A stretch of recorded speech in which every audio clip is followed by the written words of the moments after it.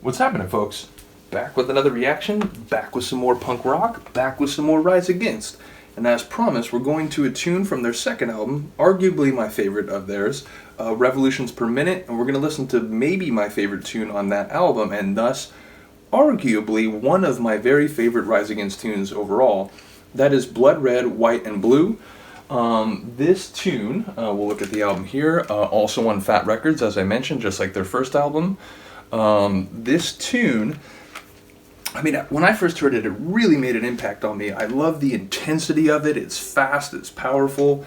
I love the passion in his voice. I love the impassioned lyrics and themes in the song. And ultimately, it's a song that sort of resonates with many of the things that I have thought and felt over the years, which is to say, it's ultimately about wanting the United States to live up to what many people claim it to be.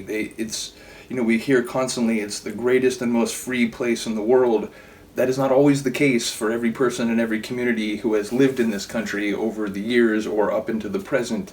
It's lamenting that why are problems always solved with wars, sending troops to places, shooting drone strikes places, like why are so many problems approached with violence and military destruction, and ultimately it's asking these people who are saying these things that our country is the most free and the most fair, and our religion tells us that the things we're doing are justified and we're merciful and we just want love and so on. There's a line in the song about make these people live up to the words that they can't take back. It's something like that. And so I think basically that it's saying, hey, put your money where your mouth is. And ultimately, if you really think these things, and there's a part near the end where he's saying would God want children to get killed in airstrikes? Would God want a court system which condemns people to die for crimes they haven't committed, or which for whom an individual might face justice that was not in fact just and they were not given due process and so on? Political prisoners held incommunicado, sort of breaking the country's own rules.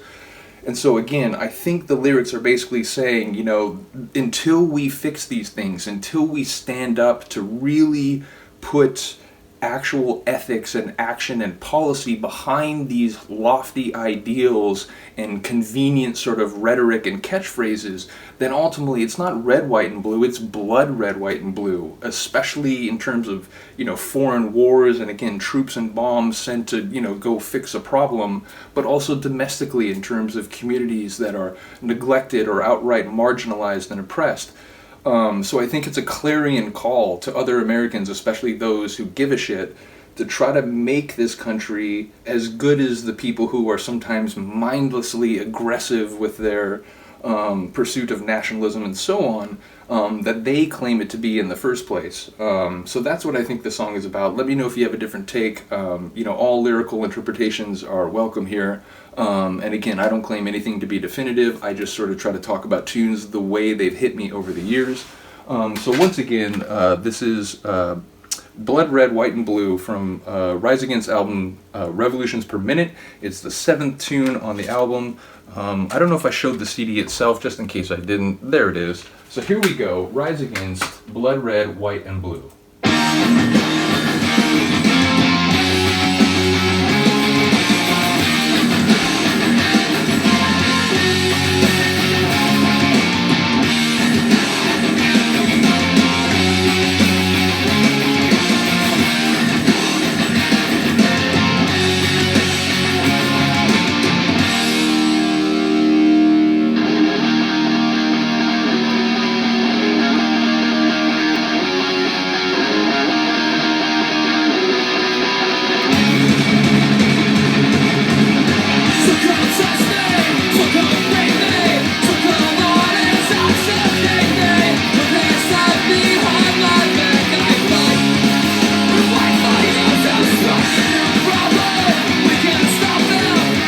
I do like his two different vocal paradigms, sonorous and melodic, and then hard and shouty.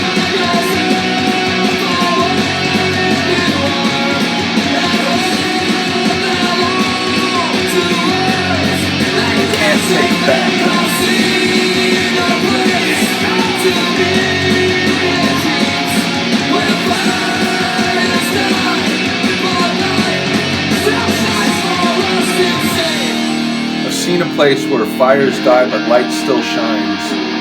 Maybe no more fires of destruction and war, but people actually kind of working together to create lasting things that benefit most, if not all.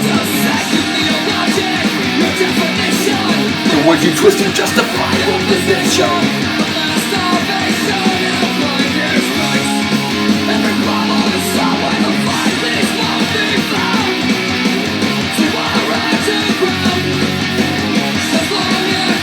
Every problem solved with the fight, the solutions won't be found till we're all underground.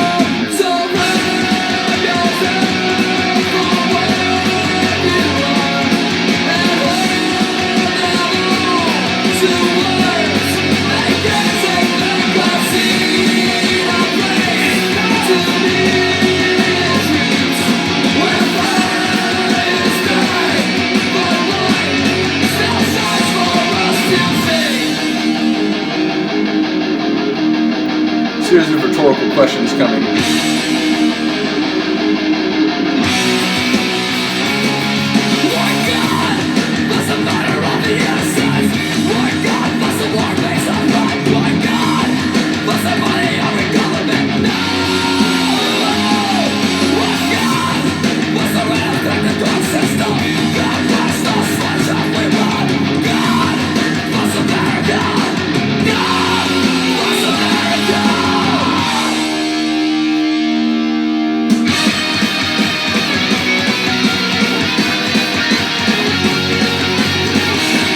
It's just the perfect riposte.